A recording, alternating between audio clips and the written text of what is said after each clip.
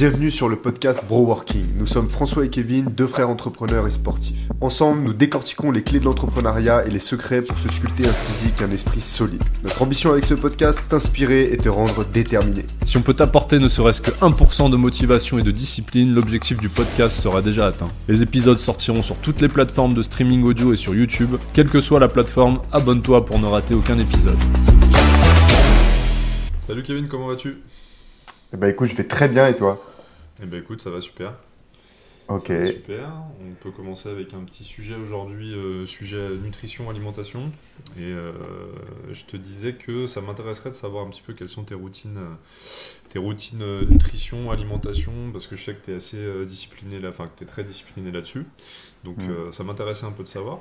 En plus, moi qui suis pas bon en cuisine, ça m'intéresse. Ok. M'intéresse. Bon, bah déjà bonjour à tous, j'espère que tout le monde va bien. Et du coup, je vais pouvoir vous expliquer un petit peu, vous faire le topo de la nutrition. Donc, nutrition 101, c'est parti. Premièrement, nous sommes nos habitudes. Il n'y a pas meilleure récurrence que la bouffe, en fait. Parce que du coup, on mange 3 fois par jour, ou 2 fois par jour, bon ça dépend, ou plus. Mais voilà, donc la plus grande récurrence de notre consommation, c'est l'alimentation. Donc c'est super important. Nous sommes ce que nous mangeons. Si on mange de la merde, fatalement, ça va se répercuter sur ce que nous sommes. Donc parfois, on va voir des gens qui ont des prédispositions génétiques et qui, donc c'est l'exception qui confirme la règle, et qui vont donner l'air d'avoir un physique sain. Tu sais, tu connais quelqu'un dans ton entourage qui est sec mais qui mange que de la merde, que du fast-food. Eh bien, typiquement, ces personnes-là sont à premier abord ceux qui sont le plus avantagés, mais au final, c'est ceux qui en payent le plus le prix sur la durée. Puisque c'est fatal, ce qu'on mange, c'est ce que nous sommes, je l'ai déjà dit. Donc forcément, ça va se répercuter à l'intérieur d'eux, donc sur leurs organes, tu vois. Donc c'est pas forcément bon signe en fait. Ton foie il va être flingué, ton estomac il va être flingué, etc. Et à terme, tu vas perturber ton organisme. Donc encore une fois, la nutrition c'est vraiment la base de ce que nous sommes, puisque ça va également gérer tout notre système hormonal, donc nos réactions, nos émotions, tout ce qu'on va vivre en fait. Toutes nos interactions sociales sont régies par notre système hormonal. Donc je pourrais aussi parler des perturbateurs endocriniens dans tout ce qui est produits ménagers ou cosmétiques, par exemple, parfums, etc. Bon bref, tout ce qui est matière plastique, tout ça ne sont pas ce que nous consommons directement, donc on ne va pas le mettre dans notre corps, mais on va avoir contact avec ces genres de produits, donc par la peau, par l'air, etc. Et tout ça sont tout un tas de produits qui vont perturber notre système endocrinien, autrement dit perturber notre système hormonal. Donc voilà pourquoi. Ça n'a pas juste un impact du coup sur le corps, sur le fait d'être fit, ça a même un impact aussi du coup sur le cerveau et sur la façon dont nos émotions, dont on exprime nos émotions, dont on réfléchit, etc. quoi. Mais c'est ça, c'est le fit, l'aspect esthétique, c'est seulement la partie émergée de l'iceberg. La partie immergée, c'est la plus grosse partie. Et c'est justement tout ce qu'on va vivre, donc c'est tout notre système endocrinien, notre système hormonal, notre physiologie interne qui va être perturbée par tout ce que nous consommons. De même que lorsqu'on consomme des contenus de merde donc, à la télé ou à la radio, etc., ben voilà, c'est tout un tas de choses qui vont polluer ou pas notre vie. C'est pour ça qu'il est primordial et crucial de se concentrer là-dessus, avant toute idée de remise en forme ou tout objectif sportif. La base, c'est l'alimentation. Donc moi, comment je procède ? Même si tu n'as pas un projet de performance athlétique, sportive, même si tu n'as pas envie d'être fit, tu t'en fous d'être fit pour l'été, si tu as un minimum d'ambition d'être bien dans ta peau, d'être bien dans ton corps, d'être bien avec les autres et puis de bien réfléchir et de progresser dans ta vie, toi ce que tu dis c'est que la nutrition du coup elle est hyper importante.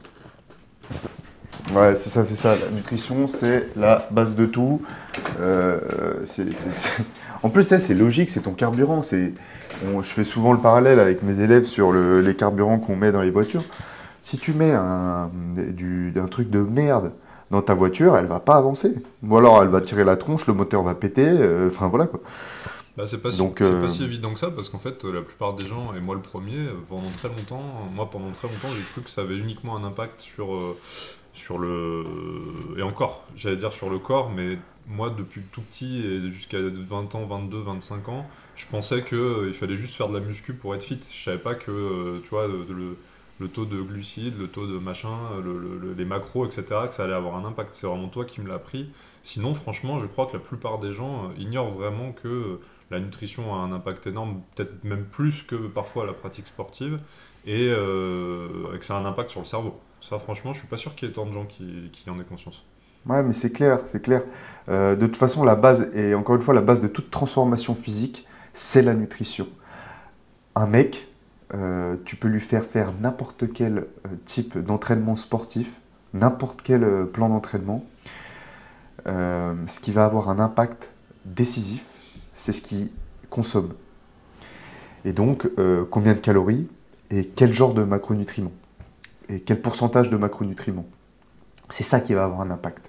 Donc, typiquement, quand je vois mes élèves, etc., le plan d'entraînement, ça vient en second plan. Ça vient en premier plan, parfois, quand il y a de la discipline à mettre en place. Tu vois, quand je vois que le mec n'est pas discipliné, la discipline, ça va d'abord passer par l'entraînement, puisque moins de récurrence que l'alimentation. L'entraînement, c'est souvent 2-3 fois par semaine pour commencer, alors que la nutrition, bah, c'est 2-3 fois par jour. Donc forcément, d'abord, on applique la discipline sur l'entraînement. Une fois qu'on voit qu'elle est tenue sur l'entraînement, on passe à la nutrition. Il faut y aller toujours progressivement, parce que la nutrition, c'est le pire truc. Il y a trois échéances par jour. À tenir, c'est une discipline d'enfer. Donc, et des choses simples. On parlait la dernière fois des addictions. En plus, la nutrition, c'est vachement... on est vachement addict à des trucs liés à la nutrition. Donc sur ces 3 repas, on va être soumis à plein d'addictions, en plus du sucre ou du gras ou autre chose, j'imagine. Voilà, c'est ça. Et donc, moi, quand je prends un gars je fais le bilan de ses habitudes alimentaires, tu vois, et puis ensuite, on va ajouter des choses, parce qu'il est toujours plus facile dans n'importe quelle discipline d'ajouter des process que d'en retirer. Et ça, je l'ai appris par expérience. C'est toujours plus simple de faire ajouter des process à des mecs. Et donc, ça va passer par ok, tu manges en quoi? En 5 minutes tes repas? Bon, bah, tu vas déjà manger un peu plus lentement. Ok, donc on va rajouter 5 minutes. Ok, tu bois pas d'eau pendant tes repas, bah, tu vas boire un peu d'eau pour cadencer. Tu vois, parce que la plupart du temps, les mecs, ils mangent tellement vite qu'ils mangent plus que ce qu'ils devraient. Parce que le sentiment de satiété ne vient pas à temps. Donc, à chacun sa problématique, à chacun sa solution.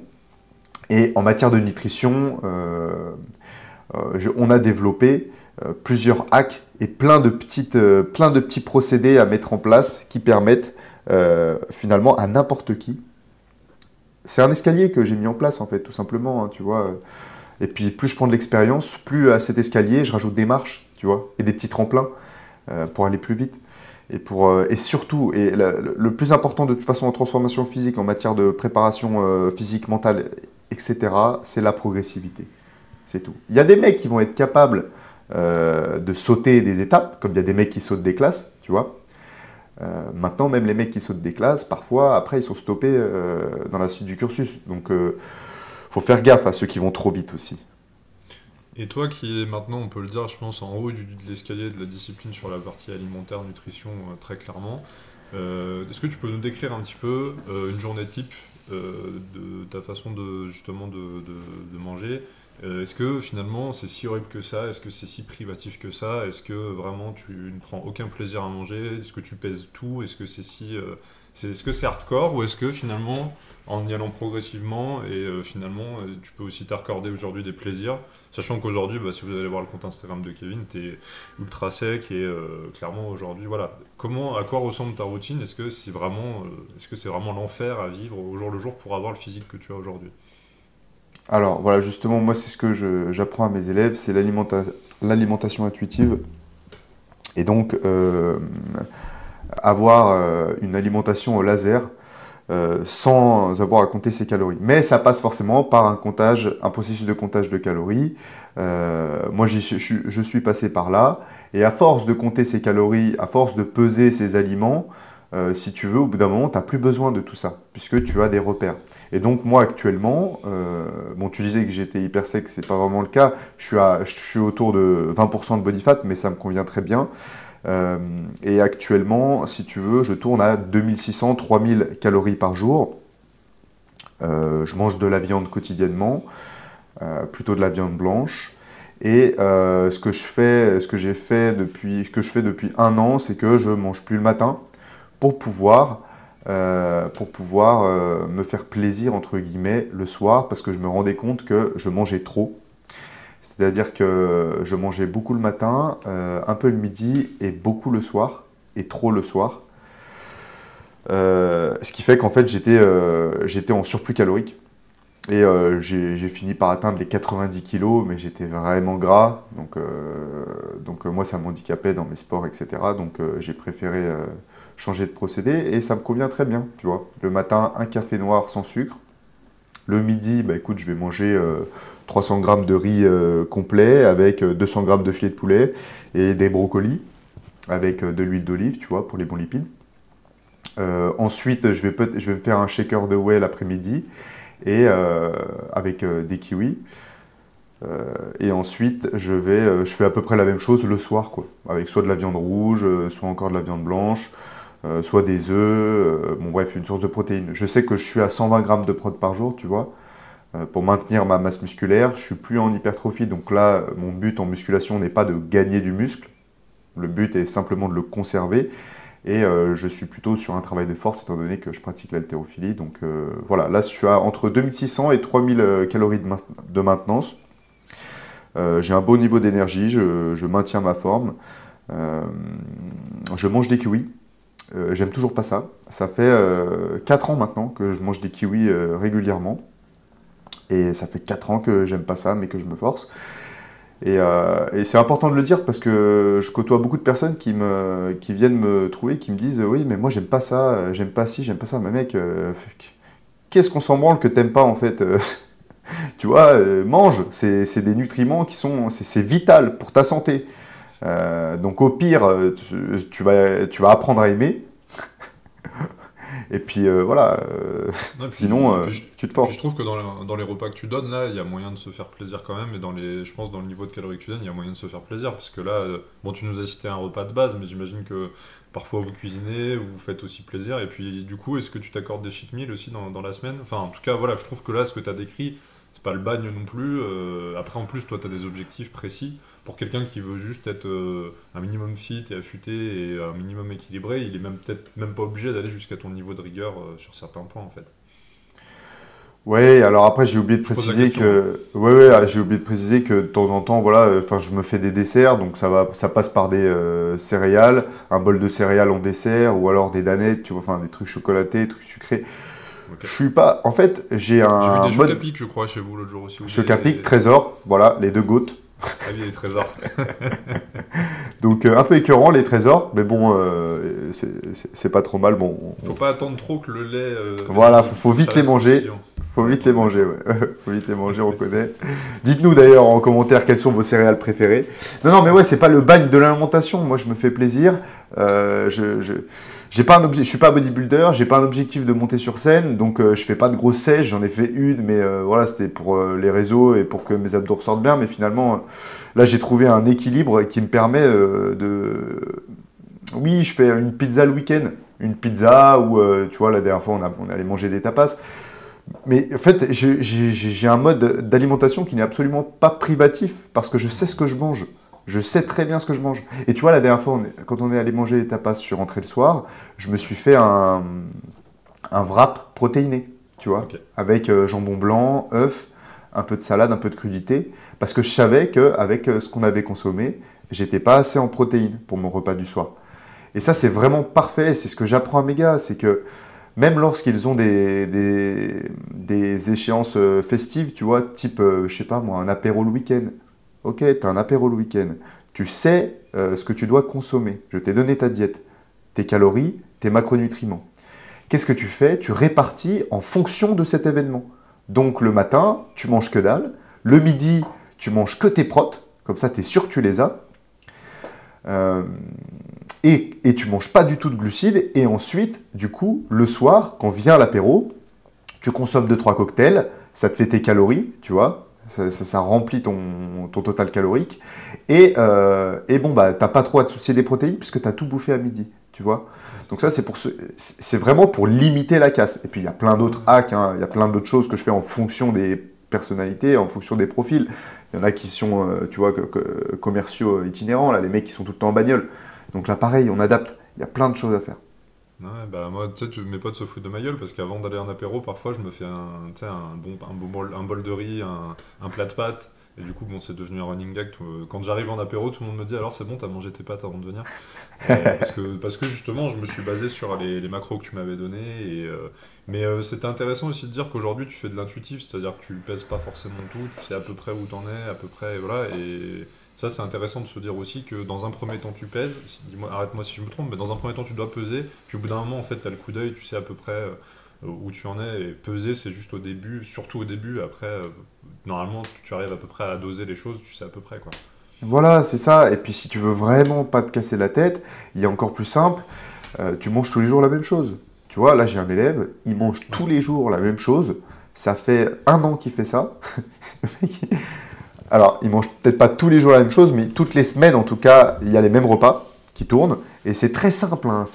En plus, c'est pas forcément bon, mais bon, il fait comme il peut. Il est, tu sais, à base de blanc de dinde, tout ça. Bon, ça, je recommande pas trop, mais bon, voilà, lui, ça lui convient bien. Il a son total protéiné et il se casse pas la tête avec la bouffe, tu vois. Il prend pas des heures à cuisiner. Il fait plus de l'assemblage d'ailleurs que de la cuisine, mais ça lui convient. Et surtout, pourquoi je lui fais faire ça? Parce que c'est une routine qu'il peut tenir sur la durée.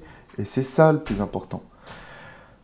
Le plus important, c'est de se trouver une routine. C'est de voir que ça te fait plaisir, quoi. C'est que là, toi, clairement, tu te fais quand même plaisir et c'est pas si restrictif que ça. Parce que vraiment, je pense que l'idée reçue, c'est que c'est ultra restrictif et que c'est hyper chiant et hyper machin, alors qu'en fait, pas tant que ça, quoi. Et au contraire, tu finis par beaucoup plus apprécier.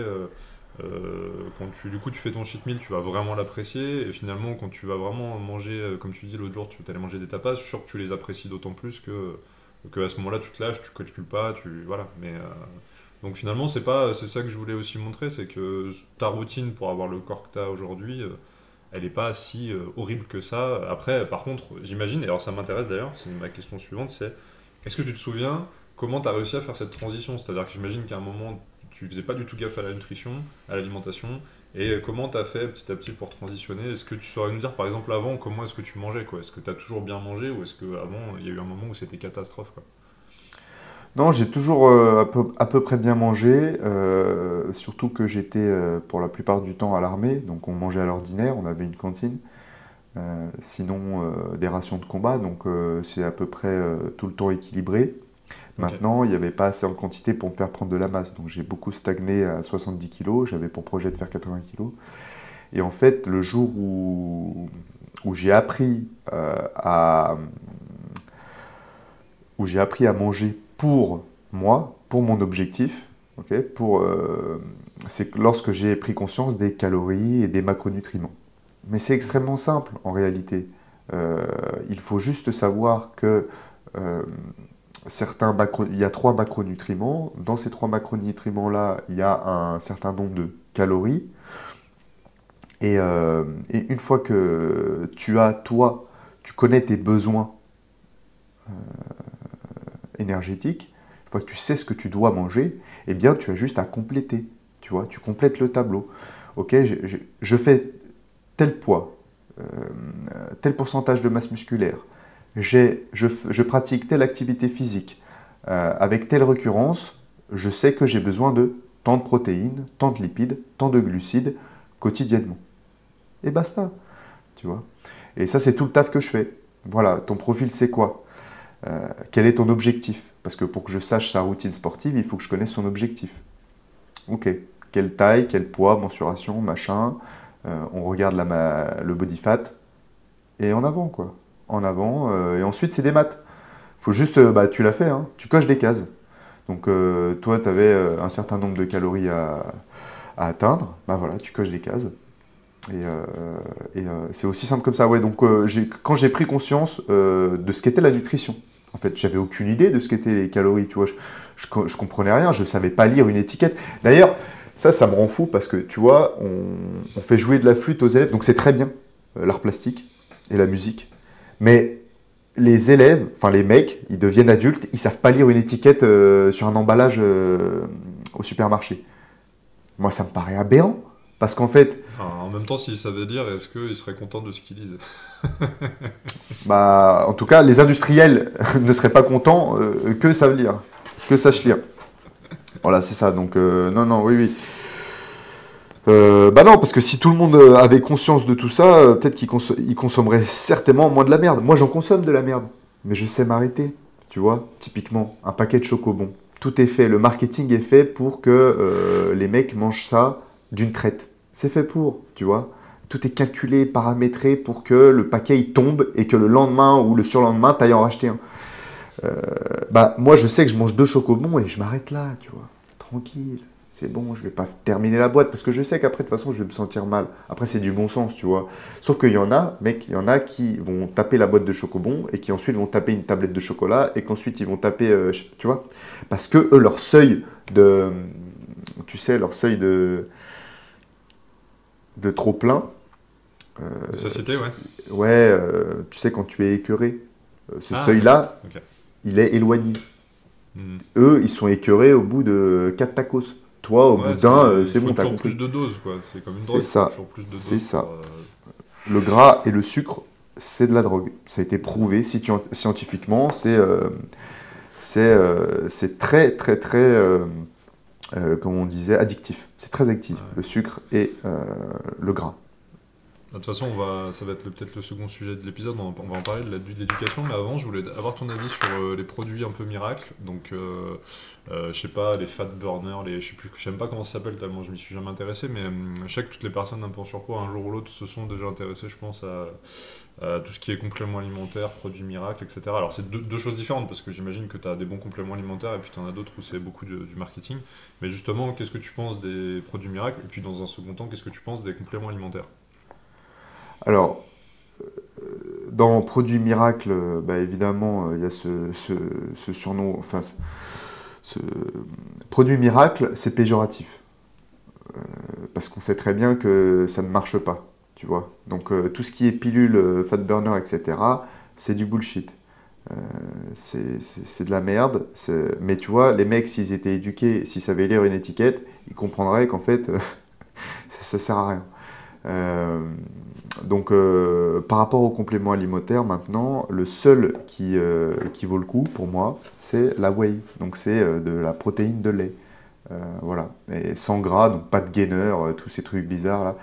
C'est le seul complément alimentaire qui vaut le coup. Tout le reste, ça a très peu d'importance, ça a très très peu d'impact sur n'importe quelle routine, tu vois.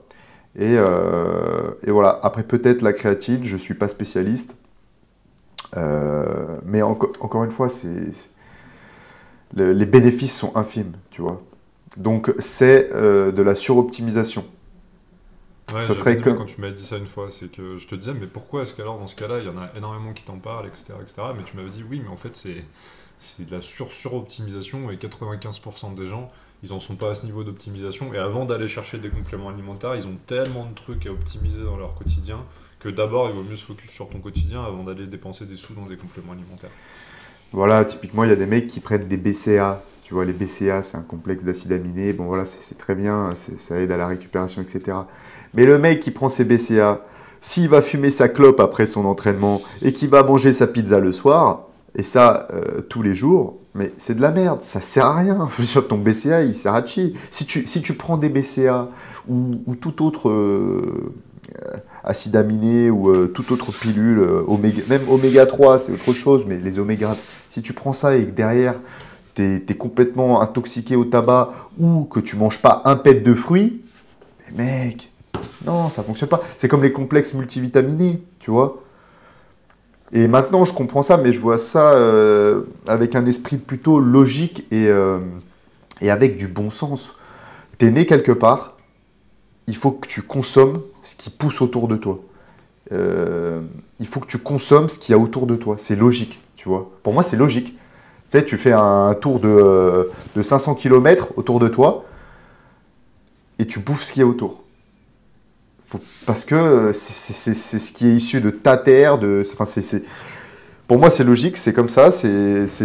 Toute ta descendance mangera comme ça et tous tes ancêtres ont mangé comme ça. Il faut que tu manges comme ça, tu vois. Et puis tu peux te dire aussi que plus ça vient de loin, plus du coup ça va être transformé pour pouvoir être conservé à un moment, parce que du coup pour être transporté, des trucs qui viennent d'Amérique du Sud, qui viennent d'Espagne, je sais pas où, évidemment il faut rajouter des trucs dans les aliments pour les conserver et qui maintiennent le temps de transport, alors que si tu vas sur des circuits courts, normalement tu as moins de choses qui sont rajoutées aussi. Et du coup tu vas tomber sur des aliments qui vont t'apporter beaucoup plus de nutriments, etc. Ouais, voilà, c'est ça. Plus c'est proche de toi, moins c'est conservé, moins ça doit être conservé, donc moins de conservateurs, moins d'édulcorants, moins de merde, quoi. Et du coup, est-ce qu'on est d'accord aussi que dans l'idéal, il vaut mieux du coup aller faire son marché, comme tu le disais dans le dernier épisode, aller chez le boucher pour acheter sa viande, plutôt que d'aller en grande surface, où finalement en grande surface, tu as 9 chances sur 10 quand même de tomber sur des trucs qui sont des trucs pas locaux, pas circuit court, et qui sont transformés, ou en tout cas où il y a beaucoup de choses qui ont été ajoutées dedans.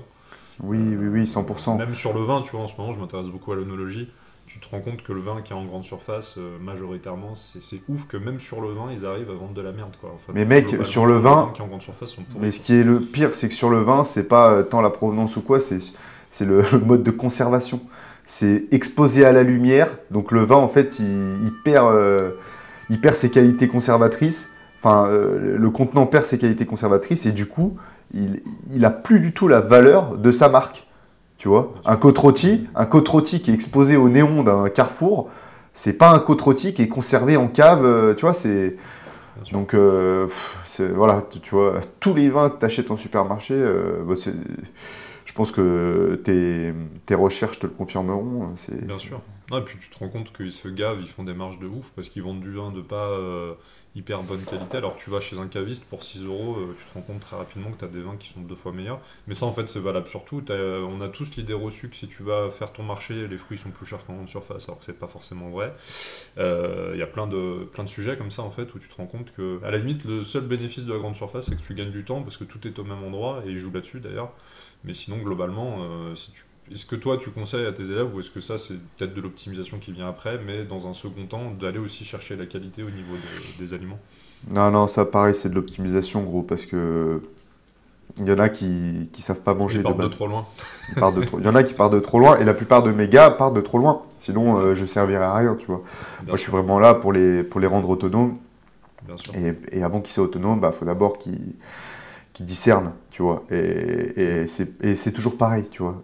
Il y a trop de friction à aller chercher sa viande quelque part, ses fruits, machin. Donc voilà, comme tu disais, c'est un aspect pratique, le supermarché. Donc qui commence à apprendre et qui se lance dans la démarche d'une bonne nutrition en supermarché, ça enlève de la friction, tu vois. Donc il y a plus d'adhérence à la discipline et donc ensuite on progresse. Mais oui, effectivement, mais moi, tu vois, là j'en suis à cette étape-là.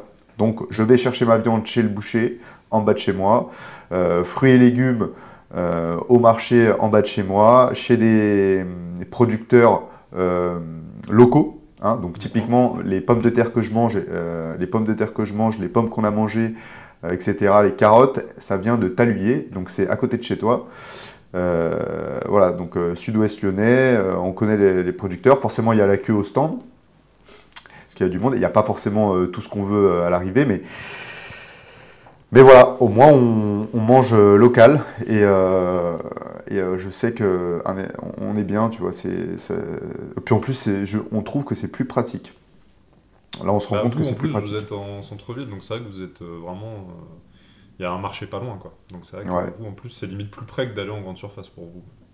Ouais, c'est ça. Après, voilà, faut se lever le week-end. C'est ça.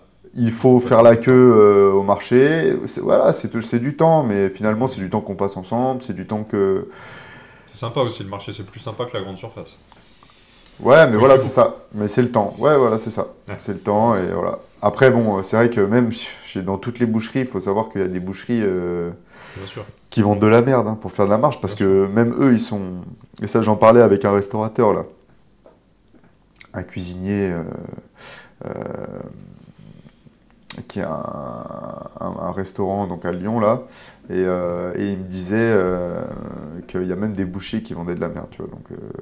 Je crois que tu as même des marchés qui vont acheter aussi des fruits en grande surface parfois pour les revendre derrière sur le marché. Donc oui, il faut bien choisir. Ouais, c'est ça. Faut bien choisir. Ah oui, de toute façon, tu le sens tout de suite, tu le vois normalement. Ouais. Mais normalement, si tu es dans une logique quand même de t'enraciner, c'est-à-dire de vivre quand même au même endroit pendant un certain temps, tu finis par connaître quand même les gens, tu finis par connaître la réputation des gens, et puis tu finis par discuter avec eux aussi, donc tu finis par les connaître et par trouver ton filon, ton producteur. Nous, aujourd'hui, on a notre caviste. Nous, on n'a pas encore fait ta démarche là d'aller au marché, mais c'est un truc qui ne serait tardé dans les années qui viennent. Donc voilà, mais au bout d'un moment, tu finis par avoir tes filons aussi, tes fournisseurs, entre guillemets, et puis ouais, c'est ça. Travailler avec eux. Ouais. Après, les gars, il y a un indicateur au marché. Si le mec qui vend ses produits, il a des mains, c'est des parpaings, en général, c'est bon signe. Tu vois, parce que ça veut dire que voilà, il manipule tous les jours la terre, il manipule ses produits tous les jours, et du coup, ses mains, en fait, les gars, les mains de ces gens-là, elles sont hypertrophiées, en fait. Ils font de la muscu avec leurs mains, si tu veux. C'est comme si, en fait, tous les jours, en allant à la salle, ils prenaient des haltères, des mini-haltères, et ils faisaient des flexions, tu vois, avec leurs doigts. Tous les jours. Donc, les mecs, en fait, ils ont des mains énormes, et ceux-là, en général... Il faut qu'il y ait un peu de terre aussi. Hein. S'il y a un peu de terre dessus, en général, tu sais que... Bon, voilà. S'il a un petit accent aussi. Il faut qu'il ait un petit accent... là, tu sais qu'il est local, tu vois. Un accent local, évidemment. S'il a un accent du bout du monde et qu'il a des toutes petites mains, ça marche pas, les gars. Ça matche pas. Ah, je suis très fan de cette théorie. Mec, c'est empirique. J'ai testé ça là depuis 3 ans. Ça fait 3 ans que je teste ça. Tu les vois, les mecs, hein, leurs étalages, les fruits et légumes sont tout prêts, tout propres. Mais bon, ça vient. Ça n'ira pas à l'école, ça. Tout ne vient pas de France. Non, mais après, ça c'est clair. Mais bon, c'est un truc que tu vois, quoi.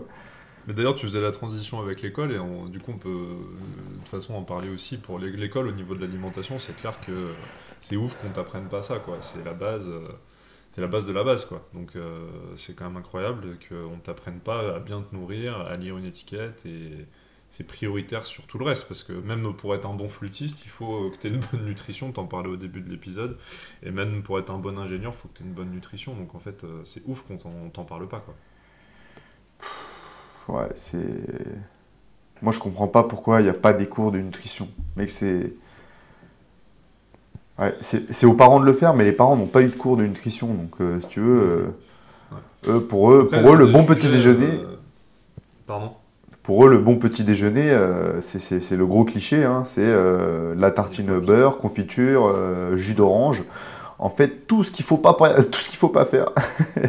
Après, c'est des sujets où nous, aujourd'hui, on a le temps d'y réfléchir parce qu'on est confort, mais c'est vrai que quand tu sors de la Seconde Guerre mondiale, je pense que du coup, la nutrition, t'as pas trop le temps. Et puis à l'époque, vu que tu avais quand même encore ces circuits courts très importants, finalement, je pense que c'était des questions qui se posaient pas, du coup, ils ne les ont pas enseignées à nos parents, et nos parents nous les ont pas enseignées, et c'est pas devenu un sujet à l'école. En fait, ça devient un sujet parce qu'on n'a plus de potager chez nous, parce qu'on n'a plus de circuits courts et qu'on va tous en grande surface, et parce que les industriels, pour pouvoir nourrir tout le monde et survivre aussi eux-mêmes à leur contexte financier, sont obligés de foutre des produits de merde ou de basse qualité pour pouvoir maintenir leur marge, etc. Les paysans sont obligés de balancer des pesticides parce que sinon ils ont des concurrences déloyales hors de France. Donc en fait, je crois que... on est trop sur Terre. Tellement... Ouais. Non, bah ouais, il y a peut-être ça aussi, ouais, mais du coup, c'est vrai que c'est compliqué, je pense. Enfin, c'est normal que finalement on n'en ait pas parlé plus tôt, parce qu'à l'époque, ça se posait même pas comme sujet, en fait. Ouais, il y avait pas le même taux d'obésité qu'aujourd'hui, tu vois. Bah, bien sûr. Il y avait un obèse tous les 10 villages. Là, maintenant... qu'aujourd'hui, ouais. Maintenant, avec le mode de vie sédentaire, la voiture, etc., laisse tomber. Encore, il y a eu une époque où c'était la bicyclette, et là, à mon avis, ils étaient tous fit, tu vois. Et puis est arrivé l'automobile. Bien sûr. Et là, les Ouais, mecs. puis on était 80% de paysans. Je veux dire, 80% Ouais. de paysans, t'as pas le temps de devenir obèse en fait. Donc, puis tu bouffes aussi tes produits, tu bouffes les produits du voisin, t'as pas d'additifs, comme tu dis, de perturbateurs endocriniens, etc. Donc en fait, c'est des sujets qui se posent maintenant parce que maintenant on se les pose. Quoi. Mais je pense pas qu'à Technologie, l'époque, ils en avaient besoin. plus de monde, donc plus de gens sur Terre, plus de technologie. Voilà. Bien sûr. J'ai vu Mais du récemment coup, un il faut épisode s'adapter, de. quoi. Ouais. Ouais, Il faudrait j'ai que vu l'école un s'adapte. épisode récemment de South Park où en fait plus personne ne sait rien faire. Et du coup, en fait, les rois du pétrole là-bas, le Zuckerberg de l'époque, c'est juste un mec qui répare un peu tout, tu vois, qui est ouvrier. Et du coup, en fait, il brasse un max parce que à chaque fois que quelqu'un a besoin de réparer un truc chez lui, bah, il manque de main-d'œuvre, plus personne ne sait rien faire. Ils savent plus réparer une porte, ils savent plus mettre une étagère. Du coup, mais c'est trop marrant. Enfin bon, c'est une satire, mais c'est. Ben, en fait, non, de toute façon, ils sont toujours visionnaires, South Park et les Simpsons aussi. Mais là, j'ai vu récemment, tu sais, à Dubaï, au Qatar, là, ils ont eu pas mal d'inondations et tous les immeubles ont pris la flotte et toutes les bagnoles ont pris la flotte. Et en fait, je me fais cibler par des réels d'influenceurs donc qui savent rien faire de leurs mains et c'est juste soit beaux gosses ou belles meufs qui sont à moitié refaites d'ailleurs pour la plupart. Et en fait, ils ont leur Ferrari qui a pris l'eau, ils ont leur appart de luxe qui a pris l'eau. Mais en fait, c'est trop drôle parce qu'ils savent juste filmer les dégâts, en parler, faire le buzz avec ça, mais ça se voit qu'ils n'ont aucune capacité de réparer quoi que ce soit de l'appart, quoi que ce soit de la bagnole. Ils sont obligés de faire appel à faire venir 10 personnes, 10 artisans, 10 trucs, 10 machins, parce qu'ils savent rien faire, quoi. Et donc ça me fait penser à ça, ton truc de South Park. Ouais, mais c'est ça. Mais de toute façon, c'est pour ça que je me rends compte de plus en plus qu'on veut pas rendre les gens autonomes et qu'on veut rendre les gens dépendants à l'école, tu vois. Tu veux pas faire Ah, des gens responsables. Si tu voulais faire des gens responsables, t'apprendrais aux gens à manger, tu vois.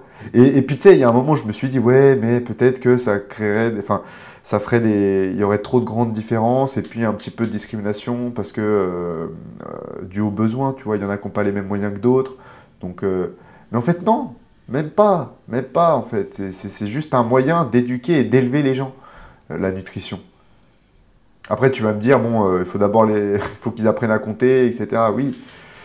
Ben, en fait, on voulait réagir tous les deux. On a vu une vidéo d'Alexandre Astier qui disait quand tu mets 30 élèves dans une classe, pendant une heure, tu leur balances des trucs, puis après, tu en mets 30 autres à la place, 30 autres, et puis tu vas à la chaîne comme ça, et tu donnes des grands cours théoriques pendant une heure, et à la fin de la journée, 8 heures de suite. Est-ce que c'est une bonne façon d'élever les enfants? Donc, c'était un sujet qu'on voulait aborder. Et puis, il disait aussi que si le gamin il apprend rien, c'est pas de sa faute, c'est la faute de l'école, parce que quand t'es gamin, t'es ouvert, quoi. Normalement, t'es à peu près ouvert. Alors, faut voir à quel âge on parle, hein, évidemment, mais normalement, t'es à peu près ouvert. Et normalement, bah, du coup, t'es assez réceptif, en fait. Donc, il dit que c'est la faute de l'école si, à un moment, il y a une cassure qui se fait, etc. Mais du coup, on peut débattre, parce qu'il y a plein de sujets, du coup, qui en ressortent, ouais. Oui, oui, bah alors, concernant l'éducation des gamins, moi, je suis pas ultra branché. Enfin, j'ai pas la pédagogie. Moi, mon expérience de la pédagogie, c'est à travers ce que j'enseigne à mes élèves. Donc, si tu veux. L'armée aussi. T'as vu la pédagogie de l'armée aussi. Ouais, mais du coup, je suis en train de m'en détacher un peu parce que Ok. c'est autoritaire, tu vois. Ok. Et donc, au début de ma démarche de coach, j'étais très autoritaire, c'est comme si, c'est pas comme ça, etc. Et au final, tu te rends compte que c'est pas une pédagogie qui a vraiment du sens parce que c'est pas la meilleure. C'est pas la meilleure. J'ai testé différentes manières d'approcher mes élèves et celle qui marche le plus, c'est l'écoute. Tu vois, c'est beaucoup l'écoute. Faut être à l'écoute être à l'écoute et comprendre, vraiment comprendre ton gars, tu vois. Une fois que tu l'as compris, que tu as toutes ces problématiques, que tu connais sa vie comme si tu étais son meilleur ami, là tu peux l'aider. Là tu peux l'enseigner. C'est pour ça que je fais des bilans hebdomadaires avec mes gars.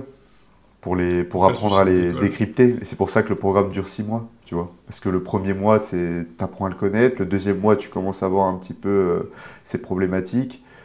Et au bout du troisième mois, là, tu marches main dans la main avec lui et tu comprends bien, tu vois. Tu sais ce qui lui va pas, tu sais comment il faut le faire évoluer, tu sais ce qui marche sur lui, tu vois.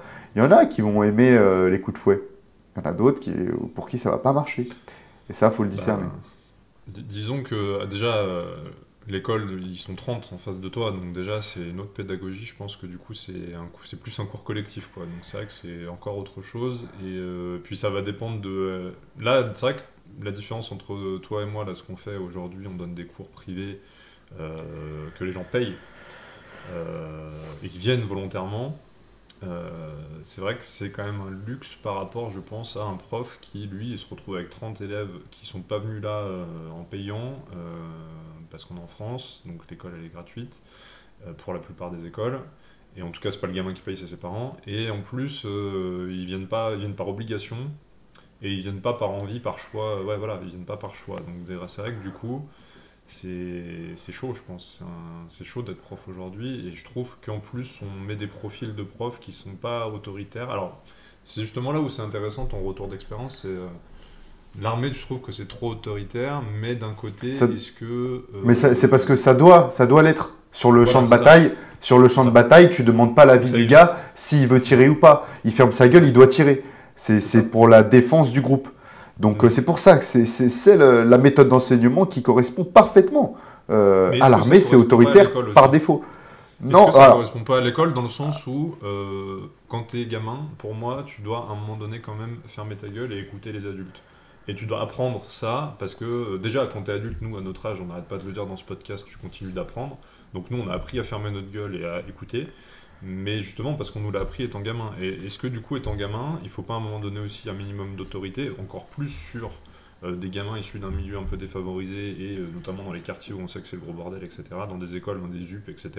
Est-ce que l'autorité finalement, elle ferait pas du bien à cet endroit-là, et l'autorité un peu militaire? C'est une question que je te pose du coup toi avec ton retour d'expérience. Parce qu'à un moment, il faut leur apprendre à fermer leur gueule et à écouter en fait les adultes, et à écouter des gens qui ont de l'expérience, et un pays qui a de l'expérience aussi, parce que la France, elle a des choses à apprendre aussi en termes de civilisation, etc. On a une grosse histoire, on a plein de trucs à faire valoir comme valeur, et au niveau même de la religion, etc. Donc, est-ce qu'à un moment donné, on ne doit pas dire aux élèves, ferme ta gueule, t'écoutes, et puis plus tard, quand tu rejoindras le programme de Kevin, de François, ou quand tu prendras un truc dans le privé, etc., là, on te demandera ton avis, on t'écoutera, mais quand t'es gamin, voilà. J'ouvre le débat, hein, je dis pas que j'ai ouais. là-dessus. Hein. Bah, tu vois, moi je pense pas. Après, encore une fois, le débat des zones en difficulté, tu vois, des UP, etc., je sais pas. Maintenant, tu sais, Annelle est proche un petit peu de tout ce qui est éducation Montessori, etc. Donc, c'est un mode d'éducation, de ce que j'ai cru comprendre, qui s'intéresse vraiment, c'est axé sur le développement de l'enfant. Et donc, on va au contraire donner la parole à l'enfant pour qu'il puisse poser des questions, pour qu'il puisse s'instruire en s'intéressant. Et si tu veux, avec ce mode d'enseignement, on va à l'école. À l'école. À la maison. À l'école. Avec ce mode d'enseignement, c'est ça l'école Montessori. C'est une école alternative, tu vois.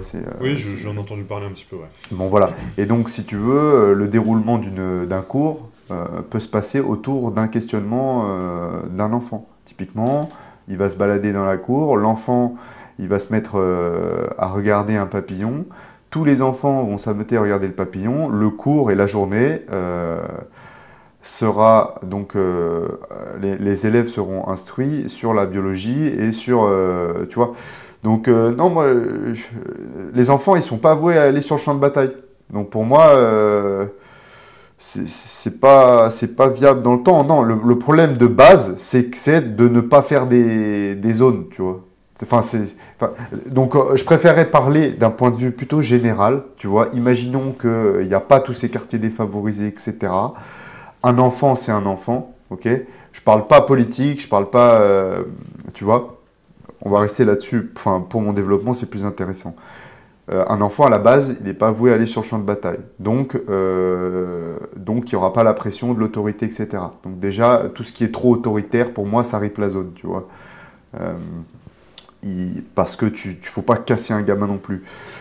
De ce que Anaël m'a dit sur l'école Montessori, etc., ça me paraît quand même le plus judicieux parce que, comme on disait, je crois dans le tout premier podcast, pour réussir dans la vie, il faut être curieux, il faut être une éponge. Et ce mode d'enseignement correspond parfaitement à ce qu'on a développé la dernière fois, à savoir apprends à être une éponge, apprends à être curieux. Et en fait, c'est vraiment ça. Alors que comme que tu disais, dans le mode d'enseignement actuel, c'est 30 gamins, on parle de ça, et bam, et c'est l'usine, comme disait Astier, c'est l'usine, on tourne, ça t'intéresse pas, on s'en bat les couilles, on développe. Après, bien sûr qu'il y a des fondamentaux, mais tu peux toujours amener les fondamentaux. Mais bien sûr, cette réflexion-là, elle ne fonctionne pas on n'est pas dans le réel. Parce que, comme tu le disais, il y a des quartiers chauds, il y a des machins, il y a des élèves qui sont pas structurés, qui n'ont pas de parents, et donc il faut apprendre à dealer avec ça, etc. Et là, pourquoi pas l'avenir, ce serait peut-être justement une ultra-personnalisation, où en fonction, évidemment, de ton niveau, mais en fonction aussi de ton attitude, de ton comportement, on va te diriger vers tel ou tel enseignement, parce que je pense très clairement quand même que tu as des gamins qui ont besoin d'autorité, parce qu'ils n'ont pas... le père s'est barré, ou tu vois, enfin, il y a plein de... Ah bah ça c'est sûr. Non mais voilà, dans le contexte, s'il n'y a pas les parents... C'est ça. Voilà, et donc dans ces zones-là, typiquement, il y a beaucoup ce problème-là. Donc tu as des endroits où tu as besoin d'autorité, et puis des endroits où tu as besoin de Montessori, en fait. Et puis peut-être ça dépend des moments de ta vie aussi. Il y a des moments où tu vas avoir besoin d'autorité, des moments où tu as besoin de Montessori. Donc est-ce que l'avenir, c'est pas en fait une école hyper personnalisée et notamment, tu sais, avec le métaverse, j'ai trouvé ça hyper intéressant. Dans la série que j'avais recommandée la dernière fois, que t'as pas trouvé bien, mais le problème à trois corps, t'as un moment, toute une partie qui est dans le métaverse, et où en fait on te fait apprendre des choses grâce au métaverse. Et en fait, ça pour le coup, je pense que c'est un peu l'avenir, dans le sens où déjà l'apprentissage, en vivant un peu dans un jeu vidéo, t'apprends beaucoup de choses, parce que t'apprends dans un monde virtuel, et tu retiens beaucoup plus les choses qu'en apprenant une feuille par cœur, je trouve. Mais en plus, tu peux vraiment personnaliser l'enseignement, et ça automatise certains trucs, parce qu'une prof pour 30 élèves, elle peut pas personnaliser du tout, c'est impossible de personnaliser le parcours. Et puis en plus aujourd'hui tu as plein d'idéologies où on te dit il faut que tous les élèves soient ensemble, parce que si tu fais un groupe de niveau, il y en a, ils vont se retrouver entre mauvais, d'autres entre très bons, etc. Oui, mais en fait il y a un moment où si t'en as un qui sait toujours pas écrire sans faire de faute d'orthographe, il faut pas non plus qu'il pénalise l'autre. Et puis s'il y en a un qui sait toujours pas être poli et être à l'écoute et pas foutre la merde, alors qu'il y en a un autre qui a appris ça, il faut à mon avis qu'il y a quand même un moment qui est de la personnalisation. Donc est-ce que l'avenir c'est pas personnaliser, un peu d'autorité quand il y a besoin, un peu de Montessori quand il y a besoin, et finalement un truc ultra personnalisé comme ça? À l'avenir, c'est des enseignants ultra qualifiés, parce que j'ai fait, par exemple, je prends l'exemple là du cours de CrossFit. Tu en as fait, le cours de CrossFit. Ouais, bien sûr. Il y a des niveaux différents. Il y a une méthode d'enseignement, il y a une méthode de coaching, il y a une approche qui est voire très semi-personnalisée, tu vois. Après, on est 10. Nous, on était 10 en tout cas. Oui, mais vous faites des mouvements très techniques. Donc ça, ouais. on peut faire le rapport, tu vois, entre des mouvements ultra techniques, physiques, où il faut être là pour pas que le mec se pète la gueule, etc., et qu'il se blesse, et 30 gamins sur une table à écouter, tu vois. Je pense que c'est sur la même échelle. Je pense que l'enseignant, il doit avoir la même attention sur un groupe de 10 personnes qui font des mouvements de fou. Et tu vois. Donc, moi, je l'ai déjà fait, faire cours comme ça, des cours collectifs avec des mouvements spécifiques, type CrossFit. Et c'est très énergivore, mais c'est possible. C'est possible. Parce que... Donc voilà, des enseignants très qualifiés. Je me rappelle très bien que j'avais des mecs de tout niveau, et qu'est-ce que je faisais ? Je prenais les mecs très très bons, je les associais avec les moins bons, et je faisais une espèce de rotation comme ça, pour que les élèves avec un bon niveau puissent quand même s'épanouir et passer un bon moment, et que les élèves, ou pareil comme dans un cours de boxe, tu vois, tu associes un petit peu tout, mais ouais, c'est de la qualité d'enseignement qu'il faut changer, des mecs qualifiés. Ça on est d'accord, de toute façon on est d'accord que ouais, la qualité de l'enseignement elle est importante, et la formation de l'enseignant elle est importante. Après je reviens quand même sur le fait que là où c'est pas comparable, c'est que tu es face à des adultes qui viennent volontairement et qui en plus payent En plus, le crossfit, ça coûte pas rien. Donc, c'était quand même sur une démarche volontaire d'adulte, poli, tu vois, etc. Alors que là, on est vraiment, les profs aujourd'hui font vraiment face à 30 gosses qui, pour la plupart, ont des parents qui n'ont aucune autorité, qui ont, pour beaucoup, toujours pas appris la politesse, l'orthographe, etc. Donc, c'est vrai que mais c'est un sujet compliqué. Mais peut-être que, du coup... c'est très complexe, parce que le problème de base, c'est pas les enseignants, du coup, c'est autre chose. C'est les parents, puis au-dessus, c'est quoi? C'est pas les parents, c'est l'État. Tu vois, enfin...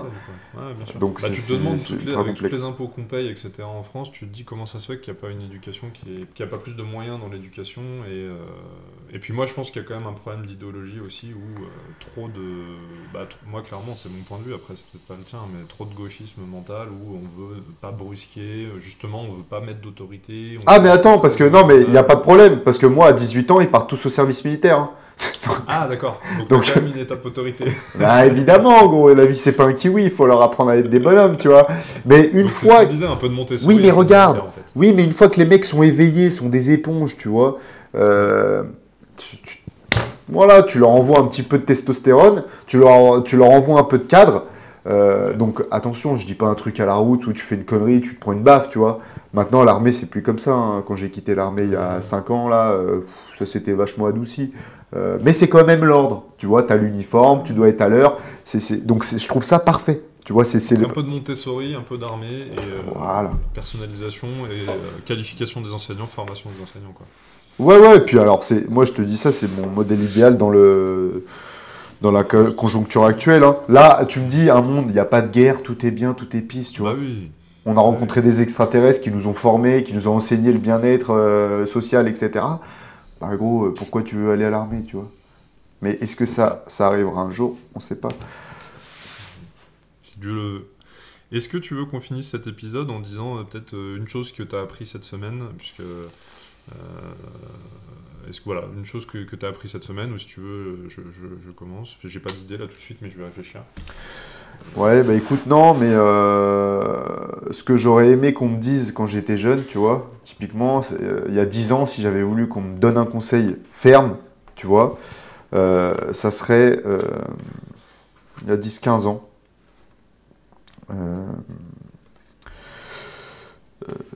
ça serait,